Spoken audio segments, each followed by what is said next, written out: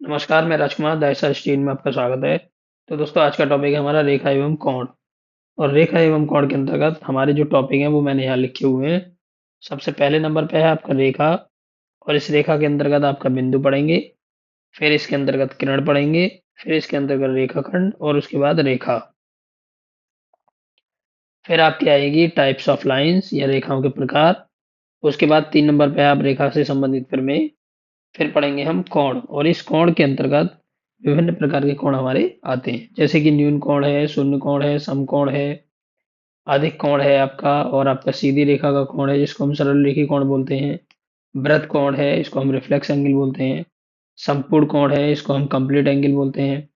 कोटिपूरक कोण या complementary angle, संपूरक कोण या सप्लीमेंट्री एंगल, तथा कोणों से संबंधित कुछ प्रॉपर्टीज हैं। इन प्रॉपर्टीज को भी हम यहाँ पर पढ़ने वाले हैं। तो दोस्तों देखिए, यहाँ पर कई प्रकार के क्वेश्चन रहते हैं आपके। वो क्वेश्चंस को हम सबसे बाद में पढ़ेंगे। सबसे पहले हम बेसिक क्लियर करते हैं। Number 1 point. पहले का फर्स्ट पॉइंट आपका क्या है? पॉइंट ही है। पॉइंट या बिंदु। पॉइंट या बिंदु जो होता है आपका, ये डायमेंशन लेस होता है, अर्थात इसमें डायमेंशन नहीं होती। या फिर मैं इसको कह सकता हूँ लंबाई, चौड़ाई या ऊंचाई इसके अंतर्गत नहीं होती है। या फिर आप इसको बोल सकते हैं ये क्या होती है? नगण्य।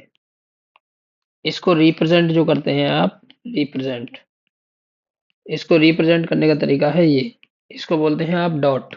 ये पूछा जाता है एग्जाम में, क्या बोलते हैं इसको? डॉट।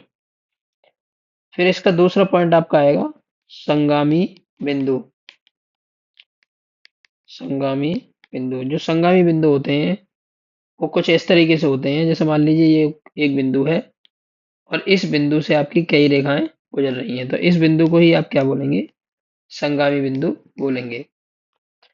क्या है ये आपका? संगामी बिंदु। यहाँ पर रटने वाली कोई बात नहीं है, आपको रटना बिल्कुल भी नहीं है, बस चीजों को समझना है। इसको बोलते हैं संगामी बिंदु। संरेख बिंदु। संरेख बिंदु, ये सारे के सारे बिंदु आपके एक ही रेखा पर होते हैं। इसमें आप लिख दीजिएगा एक ही रेखा पर होते हैं। मान लीजिए कोई एक रेखा है और इसी पर आपके ये सारे के सारे पॉइंट होंगे, तो ये सारे के सारे बिंदु क्या कहलाएंगे? आपके संरेख बिंदु कहलाते हैं। सेकंड पॉइंट है आपका किरण। किरण, या इसको बोलते हैं हम रे। मान लीजिए आपके पास एक टॉर्च है और जैसे ही आप टॉर्च को जलाते हैं तो आपका जो बल्ब होता है, इस बल्ब से विभिन्न प्रकार की किरणें निकलने लगती हैं और वो किरणें कुछ इस तरीके से निकलती हैं। तो ये जो पॉइंट होगा आपका, इस पॉइंट को बोलते हैं आप प्रारंभिक बिंदु। प्रारंभिक बिंदु। तो अंतिम बिंदु इसमें होता ही नहीं है, इसीलिए आप इसको लिख दीजिए ए और इसको लिखिए बी और इसको रिप्रेजेंट करेंगे आप ए बी से। ठीक है, कुछ इस तरीके से रिप्रेजेंट करते हैं इसको। रेखाखंड के लिए, सॉरी किरण के लिए हम इस तरीके से प्रदर्शित करते हैं। इसका प्रारंभिक बिंदु, प्रारंभिक बिंदु ये तो इसका होता है, लेकिन इसका अंतिम बिंदु नहीं होता। ठीक है, अंतिम बिंदु नहीं होता। इसका प्रारंभिक बिंदु तो होता है लेकिन अंतिम बिंदु इसका नहीं होता। या फिर आप ऐसे बोलेंगे ये अनंत पर होता है। कहाँ पर होता है? अनंत।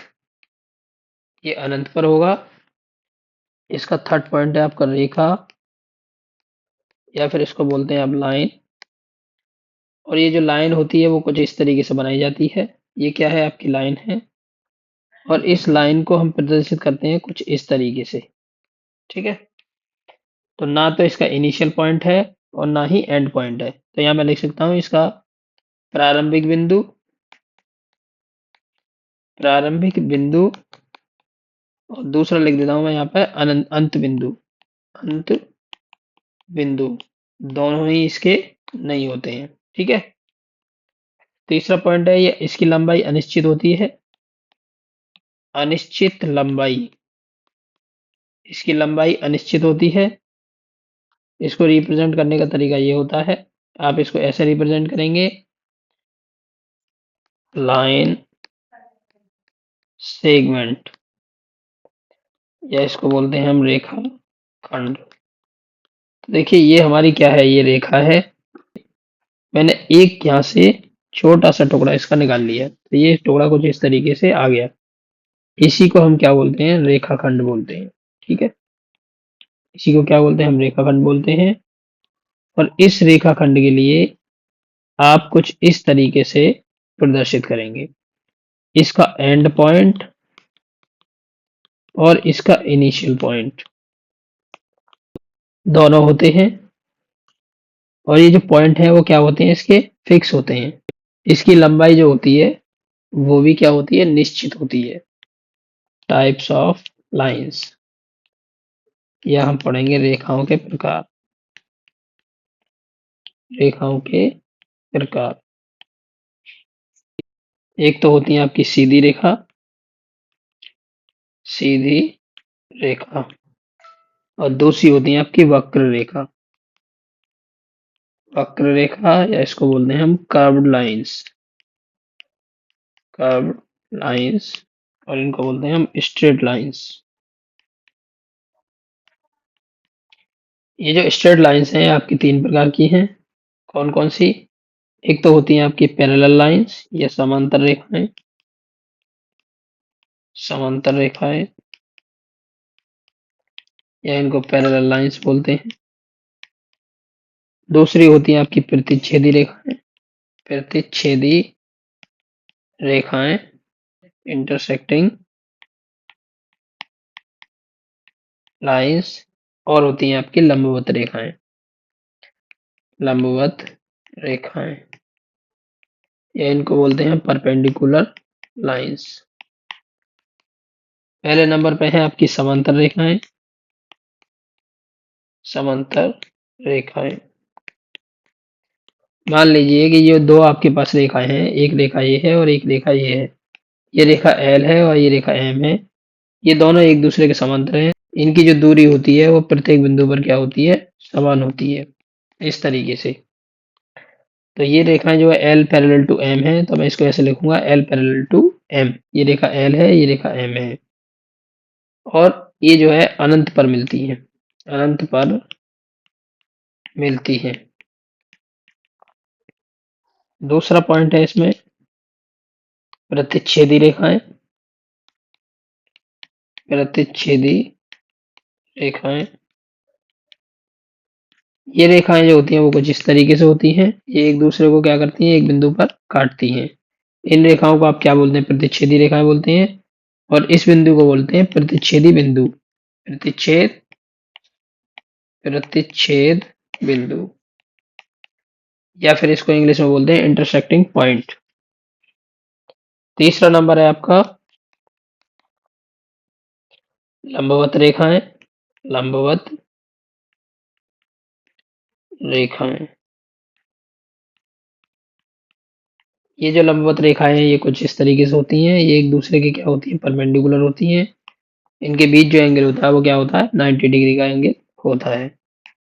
और एक चौथे नंबर की ओर लिख लीजिए, इनको बोलते हैं संगामी रेखाएं, संगामी रेखाएं। और ये कुछ इस तरीके से होती है, इनके बारे में मैंने आपको बता ही दिया है। ठीक है, ये सारी चीजें मैंने आपको बता दी है। फिर है आपकी एक थ्योरम है, इसको 3 नंबर ले लीजिए। थ्योरम प्रमेय एक। देखिए एक रेखा कुछ इस तरीके से बनी हुई है और एक रेखा कुछ इस तरीके से बनी हुई है। ये दो रेखाएं आपकी बनी हुई हैं, और इन दोनों रेखाओं को, ये दो तिर्यक रेखाएं हैं आपके पास। इस रेखा को माना मैंने P और इस रेखा को मान लिया मैंने Q। एक रेखा मेरे पास इस तरीके से बनी हुई है, एक रेखा ये बनी हुई है, एक ये बनी हुई है और एक ये बनी हुई है। ये चार रेखाएं हैं, ये L है, ये M है, ये N है और ये आपकी O है। तो ये चारों की चारों रेखाएं क्या है, एक दूसरे के समांतर हैं। अर्थात L पैरेलल टू M है और M पैरेलल टू N है और N पैरेलल टू O है। अर्थात चारों एक दूसरे के क्या है, समांतर हैं। और ये चारों रेखाएं दो तिर्यक रेखाओं को काट रही हैं। P और Q दो तिर्यक रेखा है, तिर्यक रेखा है, और ये इनको काट रही हैं। जब इनको काट रही हैं तो इसको पॉइंट को मानिए A, इसको मानिए आप B, इसको मानिए C, इसको मानिए D, इसको मानिए ई, इसको मानिए एफ, और इसको मानिए जी, और इसको मानिए एच। तो यहाँ पर आपकी थ्योरम ये बताती है कि यदि दो अथवा दो से अधिक तिर्यक रेखाओं को कोई समांतर रेखाएं काटती हैं, तब उनके बीच में जो रेशियो बनता है वो कुछ इस तरीके से बनता है। A C upon C is equal to होगा बी डी अपॉन डी है। ये रेशियो बना है, देख लीजिए, आप फिगर में देख सकते हैं। और इसी को मैं ऐसे भी लिख सकता हूँ, A C upon A G is equal to हो जाएगा B D upon B H. ठीक है, तो ये सारे के सारे क्या है, ये सूत्र हैं जो आपके काम आएंगे, और ये आपकी क्या है, थ्योरम है। तीसरा नंबर आपका ये है कोण। कोण अथवा एंगल। तो कोण अथवा एंगल जो होते हैं, ये आपको क्या बताते हैं, ये कुछ आपको डायरेक्शन के बारे में बताते हैं।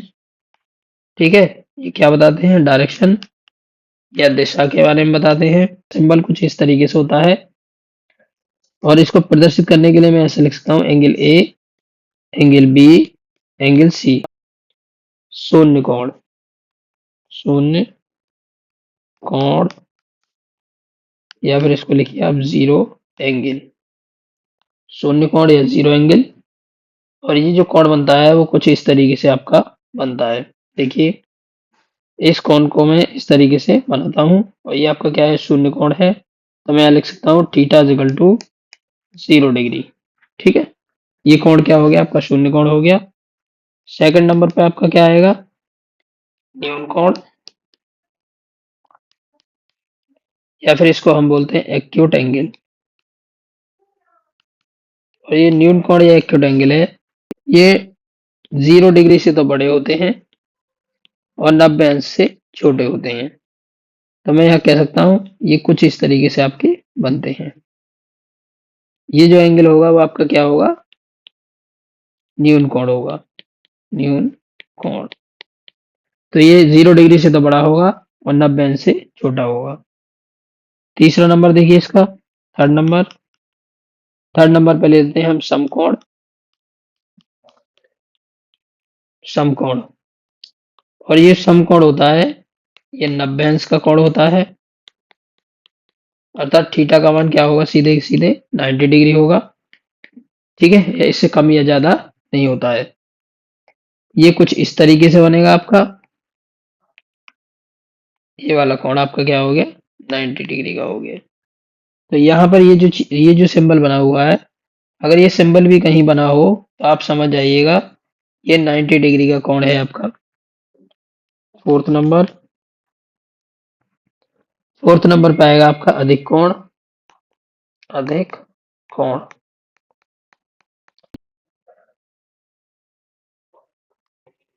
ये जो कोण था आपका, ये जीरो कोण था, और ये सारे कोण जो थे आपके, ये न्यून कोण थे, और ये जो कोण था आपका, ये राइट एंगल था। अधिक कोण, ये जो अधिक कोण होते हैं आपके, ये 90 डिग्री से तो बड़े होते हैं, और ये 180 अंश से छोटे होते हैं। ठीक है, अर्थात मैं कह सकता हूँ थीटा का जो मान होगा वो 95 डिग्री हो सकता है, 97 डिग्री हो सकता है, 150 डिग्री हो सकता है, 170 डिग्री हो सकता है, कुछ भी हो सकता है। ठीक है, फिर 5 नंबर पे है आपका सरल रेखीय कोण। ये जो कोण होगा आपका कुछ इस तरीके से होता है, ये इस तरीके से होता है, एक ये रेखा है और एक रेखा है यहाँ से इधर बनाया गया है। तो ये वाला जो कोण होगा आपका, ये 180 डिग्री का होगा। ठीक है, थीटा का मान जो होता है वो सीधे सीधे 180 डिग्री होता है, इससे कम या ज्यादा नहीं होता। इसी को हम बोलते हैं ऋजु रेखीय कोण। क्या बोलते हैं इसको, ऋजु रेखीय कोण। ये ऋजु रेखीय कोण होता है, इसी को इंग्लिश में बोला जाता है straight angle. Straight angle. Number 6, बृहद कोण। इसको हम बोलते हैं रिफ्लेक्स एंगल। इसका नाम भी पूछा गया है कई बार एग्जाम में, और ये पूछे भी जाते हैं। यहाँ से लेकर यहाँ तक जो कोण थे वो क्या थे आपके, 180 डिग्री हो गया। और यहाँ से जैसे ही ऊपर जाएंगे आप, इस वाले एरिया में ये सारे के सारे कोण क्या होते हैं? आपके वृत्त कोण होते हैं। लेकिन ये 360 डिग्री से क्या होता है? छोटा होता है और 180 से बड़ा होता है। तो ये वाला जो एरिया है आपका, ये वाला, ठीक है, तो ये 180 से तो बड़ा होगा और 360 से छोटा होगा। तो यहाँ लिख सकता हूँ मैं, थीटा जो होगा वो 180 से बड़ा होगा और 360 डिग्री से छोटा होगा। अगर ये 180 के बराबर हो जाएगा तो ये ऋजुरेखी कोण हो जाएगा, और अगर ये 360 के बराबर हो जाएगा, ये हो जाएगा आपका संपूर्ण कोण। तो यहाँ मैं लिख सकता हूँ जो थीटा का मान होगा वो 185 डिग्री हो सकता है, 270 डिग्री हो सकता है, या फिर ये 300 डिग्री भी हो सकता है, 350 डिग्री भी हो सकता है। ये सब क्या है आपके? ये वृत्त कोण है, मतलब ये 360 से छोटे हैं और 180 से बड़े हैं, एटसेट्रा। नंबर 7 फिर है आपका संपूर्ण कोण। संपूर्ण कोण, तो जीरो से आप शुरू कीजिए, जीरो से, और यहाँ पे आपका 90, फिर 90, फिर 90 और फिर 90। तो ये पूरा का पूरा कोण कितना हो गया? 360 डिग्री हो गया।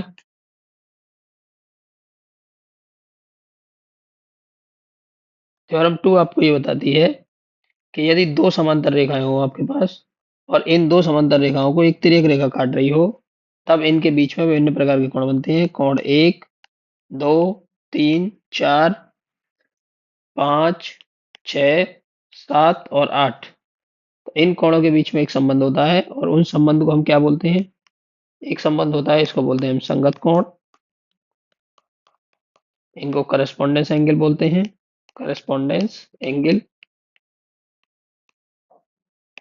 और दूसरा रिलेशन होता है आपका अल्टरनेट एंगल। अल्टरनेट एंगल,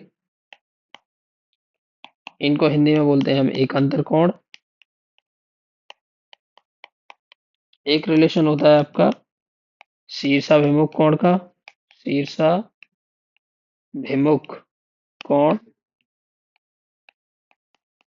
इनको इंग्लिश में हम बोलते हैं vertically opposite angle. Vertically opposite angle. संगत कोण, ए पॉइंट ले लेते हैं आप, संगत कोण।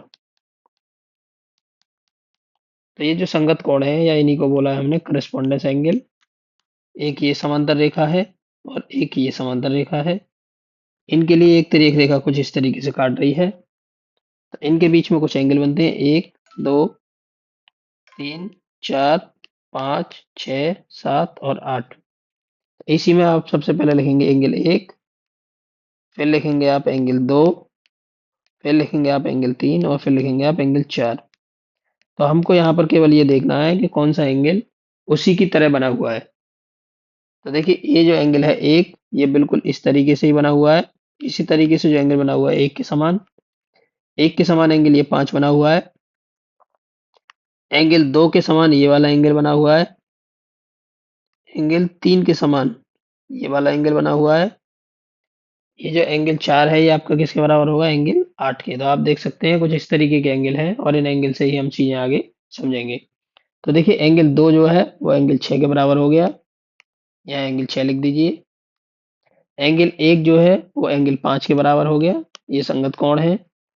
एंगल 3 जो है वो एंगल 3 जो है वो एंगल 7 के बराबर हो गया, ये भी संगत कोण है। और एंगल 4 जो है वो एंगल 8 के बराबर हो गया, ये एंगल क्या है? एक दूसरे के संगत कोण हो गए। तो इस प्रकार आपके संगत कोण समझ में आ गए होंगे। अब दूसरा पॉइंट है आपका शीर्षाभिमुख कोण। पॉइंट बी, शीर्षाभिमुख कोण। शीर्षाभिमुख कोण या इन्हीं को हमने बोला है वर्टिकली अपोजिट एंगल। हमारे पास दो समांतर रेखाएं हैं, एक ये है एम और एक एल है, और इनको एक तिर्यक रेखा काट रही है एन। ठीक है, वही कंडीशन रहेगी। अब यहाँ पर आपका एक एंगल ये है, एक, एक, दो, 3, 4, 5, 6, 7 और 8। तो ये जो एंगल है एक, इसके वर्टिकल अपोजिट एंगल ये है। एंगल एक बराबर होगा एंगल 3 के। एंगल 2 एंगल 4 के बराबर होगा, तो यहाँ लिख दूंगा मैं एंगल 2 बराबर एंगल 4। एंगल 6 एंगल 8 के बराबर होगा, तो यहाँ लिख देंगे angle 6 is equal to angle 8। और एंगल 5 एंगल 7 के बराबर होगा, तो एंगल 5 इक्वल टू एंगल 7। ये सभी कोण क्या होते हैं आपके वर्टिकली अपोजिट एंगल होते हैं। तो कुछ इस तरीके से होते हैं ये, ठीक है, ये इस तरीके से होते हैं। अर्थात जहां दो रेखाएं एक दूसरे को प्रतिच्छेद करती हैं, उसके अपोजिट जो एंगल बनते हैं वो एक दूसरे के समान होते हैं। एकांतर कोण। और ये एकांतर कोण है, इनको हम बोलते हैं अल्टरनेट एंगल। Alternate angle. तो ये जो कोण है, एक एक नंबर से स्टार्ट करते हैं। तो कोण एक जो होगा वो कितने के बराबर हो जाएगा आपका? कोण एक बराबर हो जाएगा एंगल 7 के। ठीक है, बिल्कुल इसी तरीके से ये एंगल बना हुआ है, इसीलिए हमने इनको क्या बोला है, एकांतर कोण। और एंगल 7 के बराबर हो गया। और इन कोणों के लिए देखिए, जो रेखा के बाहर साइड में बन रहे हों, बाहर साइड में, इनको बोलते हैं एकांतर बाह्य कोण। एकांतर बाह्य कोण। ठीक है, ये ध्यान रखिएगा, कभी कभी एग्जाम में पूछ लेता है। फिर दूसरा एंगल है एंगल दो। एंगल दो के एकांतर कौन सा बनना है आपका? एंगल दो के एकांतर आपका ये वाला एंगल बन रहा है, एंगल 8। तो एंगल दो के एकांतर एंगल 8 हो गया आपका। फिर है आपका एंगल तीन। तो देखिए एंगल तीन बराबर हो गया एंगल 5 के। ये जो एंगल तीन है, ये एंगल 5 के बराबर हो गया। एंगल चार। एंगल चार जो है वो बराबर हो गया ये वाला एंगल और ये वाले एंगल। ये क्या है? एक दूसरे के एकांतर कोण है। तो एंगल चार बराबर हो गया एंगल 6 के। तो इस प्रकार आप देख सकते हैं एकांतर कोण भी आपके समझ में आ गए होंगे। तो एंगल चार, ये एंगल चार वाला एंगल, ये, और एंगल तीन और एंगल पाँच, ये एंगल तीन और ये एंगल पाँच, ये क्या है? ये एकांतर अंतः कोण है। ठीक है, एकांतर अंतः कोण, या इनको बोलते हैं हम alternate interior angle. Interior angle. तो ये जो है, देखिए रेखा गणित थोड़ा सा कठिन होता है समझने में, लेकिन एक बार अगर आप इसको समझ जाएंगे तो फिर इसमें कोई भी दिक्कत आपको नहीं आएगी। थ्योरम थ्री, और इसको बोलते हैं हम रैखिक युग्म अभिग्रहित। इसका नाम याद रखिएगा, कभी कभी इसका नाम पूछ लेता है शिक्षण शास्त्र के अंतर्गत। और इसको इंग्लिश में बोलते हैं हम लीनियर पेयर एक्सियम्स। ठीक है, और इस एक्सियम्स का जो मतलब होता है वो होता है स्वयं सिद्ध सिद्धांत। सिद्ध सिद्धांत। ठीक है, अब ये मान लीजिए इस तरीके से आपके पास कोई रेखा हो और यहाँ पर इस पॉइंट से एक एंगल इस तरीके से बना हो। ये ए मान लीजिए, ये बी मान लीजिए और ये सी मान लीजिए। एक एंगल ये बना हुआ है और एक एंगल ये बना हुआ है, इसको एक्स मानिए और इसको वाई मानिए। तो इन दोनों का जो सम होता है आपका, वो 180 डिग्री होता है। अर्थात सरल रेखा पर बने कोणों का योग हमेशा कितना होगा? 180 अंश होगा। यही है लीनियर पेयर ऑफ एक्सियम्स, मतलब दो कोण होते हैं इसमें और दोनों कोणों का सम कितना होता है? 180 अंश होता है। पेयर मतलब पेयर या युग्म होते हैं ये। अब हमारी थ्योरम ये चल रही थी कि यदि दो समान समांतर रेखाएं हों, उनको एक तिर्यक रेखा इस तरीके से काट रही हो, तो उनके बीच जो एंगल बनते हैं, उन एंगल्स में भी यही रिलेशन हम यूज कर सकते हैं। एक, दो, तीन, चार, पाँच, छ, सात और आठ। तो एंगल एक प्लस एंगल दो बराबर 180 डिग्री हो गया। एंगल तीन प्लस एंगल चार बराबर 180 डिग्री हो गया। एंगल पाँच प्लस एंगल छ बराबर 180 डिग्री हो गया। एंगल सात प्लस एंगल आठ बराबर 180 डिग्री हो गया। यही है आपका linear pair of axioms. Next point है इसमें, पॉइंट नंबर 12 है आसन्न कोण। आसन्न कोण, और इन्हीं को बोलते हैं हम एडजेसेंट एंगल। ये एक ही ओवेनिस्ट भुजा के साथ बने होते हैं। मान लीजिए एक कोण बना हुआ हमारा ए ओ बी, इसके बीच में अगर हम एक लाइन इस तरीके से खींच देते हैं, तो इस कॉमन लाइन ओ सी के साथ जो एंगल बनेंगे आपके, एक एंगल ये बन रहा है और एक एंगल ये बन रहा है। ये दोनों के दोनों एंगल आपके क्या होंगे? आसन्न कोण होंगे। अर्थात मैं यह कह सकता हूं एंगल एक और एंगल दो आसन्न कोण है। आसन्न कोण है। तो आप देख सकते हैं ये एक ही शीर्ष से बनते हैं और एक कॉमन भुजा के साथ बनाए जाते हैं। नेक्स्ट देखिए, पॉइंट नंबर 13,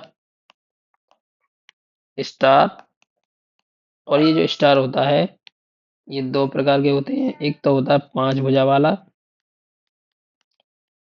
ठीक है, और एक होता है आपका 6 भुजा वाला, 6 भुजा वाला, दो होते हैं ये। 5 भुजा वाला स्टार कुछ इस तरीके से बनता है, आप देख लीजिए यहाँ पर इसको मैंने बना दिया है। और 6 भुजा वाला स्टार कुछ इस तरीके से बनता है आपका, देखिए 6 भुजा वाला स्टार मैं बना देता हूँ यहाँ पर, ये कुछ इस तरीके से बनता है। ये 6 भुजा वाला स्टार माना जाता है और ये 5 भुजा वाला है। इसमें कुछ एंगल है, 1 2 3 4 और 5, और इसमें एंगल है 1 2 3 4 5 और 6।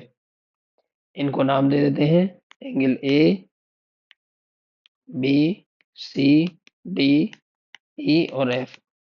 तो 6 भुजा वाले में 6 कोण होते हैं, 5 वाले में 5 होते हैं, 1 2 3 और ये 4 और ये 5, ठीक है, 5 कोण हो गए, सम ऑफ इंटीरियर एंगल। इसके अंतः कोणों का योग जो होता है आपका, किसी स्टार के अंतः कोणों का योग वो होता है n-4 इंटू 180 डिग्री, ठीक है। इस फॉर्मूले को आप याद रखिएगा, ये फॉर्मूला आपके काम आ सकता है। इसको देखिए सॉल्व कर देता हूँ मैं। जो 5 भुजा वाला है, angle A plus angle B plus angle C plus angle D और प्लस एंगल ई, इसमें भुजाएं 5 हैं तो एन की जगह रखेंगे 5, और यहाँ 4 ही है आपका, यहाँ रख दीजिए 180। तो कितना आ गया, ये 180 अंश आ गया। तो 5 भुजा वाले स्टार के अंतः कोणों का योग 180 अंश होता है। इसी तरीके से आप निकालेंगे 6 भुजा वाले का, angle A plus angle B plus angle C plus angle D plus angle E और प्लस एंगल एफ। और 6 भुजा वाले स्टार के अंतः कोणों का योग कितना होगा, 6-4 इंटू 180, अर्थात मैं यहाँ निकाल सकता हूँ 180 गुणा 2 बराबर आ जाएगा 360 डिग्री, ठीक है, यही आंसर हो गया। अगर आपसे पूछता है 6 भुजा वाले स्टार के अंतः कोणों का योग कितना होता है, तो 360 डिग्री होता है। थ्योरम 4 आपकी ये है, देखिए कुछ इस तरीके से होती है, ये इस तरीके से इसका फिगर बना हुआ है, इस तरीके से, ठीक है। आप देखेंगे कि ये इस तरीके से ये भुजा आपकी इधर बढ़ी हुई है, एक एंगल आपका यहाँ है और एक एंगल आपका यहाँ है। तो ये जो एंगल है आपका मान लीजिए एक्स है, और ये वाला एंगल जो मैंने मान लिया वाई, और ये वाला एंगल मैंने मान लिया जेड, और ये एंगल मैंने मान लिया डब्लू। तो ये वाला जो एंगल होगा आपका, देखिए ये जो एंगल होगा ये वाला, ये जो एंगल निकल के आएगा आपका, ये आएगा एक्स प्लस वाई, ठीक है। ये बाहरी कोण जो होता है दोनों अंतः कोणों के योग के बराबर होता है। तो यहाँ कुछ इस तरीके होता है, ये वाला जो बाहरी कोण है ये बाहरी कोण हो गया, और ये जो बाहरी कोण होगा इन दोनों अंतः कोणों के योग के बराबर होगा। इसी तरीके से इसमें होगा, ये जो बाहरी कोण होगा ये वाला इन दोनों के अंतः कोण के योग के बराबर होगा। तो यहाँ मैं लिख दूंगा ये हो जाएगा जेड प्लस डब्लू, ठीक है। एक थ्योरम ये हो गई, और इसी में एक और रहता है आपका। अगर ये थ्योरम आपकी कुछ इस तरीके से बनी हो, मैं बना देता हूँ इसके लिए यहाँ पर, ये देखिए, ये एंगल अल्फा हो और ये एंगल बीटा हो और ये पूरा एंगल आपका क्या हो, गामा, ठीक है। ये गामा हो, ये जो पूरा एंगल होगा ये कितना होगा, ये होगा alpha plus beta plus gamma, ठीक है। ये वाला एंगल आपका alpha plus beta plus gamma होगा। तो इससे संबंधित मैं आपको एक क्वेश्चन बता देता हूँ, देखिए एग्जाम्पल, फाइंड एक्स, अर्थात एक्स का मान ज्ञात कीजिए। और यहाँ पे आपको ये चित्र भी दिया होगा कुछ इस तरीके से। तो ये वाला एंगल जो है वो 30 अंश है, ये वाला एंगल जो है वो 70 अंश है, और ये वाला एंगल जो है वो 50 अंश है। तो आपसे ये वाला एंगल पूछ रहा है, इसका मान बताइए कितना होगा, ठीक है। तो देखिए एक्स का मान यहाँ हमें निकालना है, तो एक्स इक्वल टू कितना हो गया, एक्स इज इक्वल टू हो गया 30 प्लस 50 प्लस 70। तो 30 और 70 100, 100 और 50 कितना हो गया, 150 डिग्री। ये क्या आ गया आपका आंसर। तो दोस्तों इस तरीके के क्वेश्चन एग्जाम में आते हैं। अब इनकी आप प्रैक्टिस कीजिए, ये थ्योरम आपको पता होनी चाहिए, तभी आप इससे संबंधित क्वेश्चन कर सकते हैं। जय हिंद, जय भारत।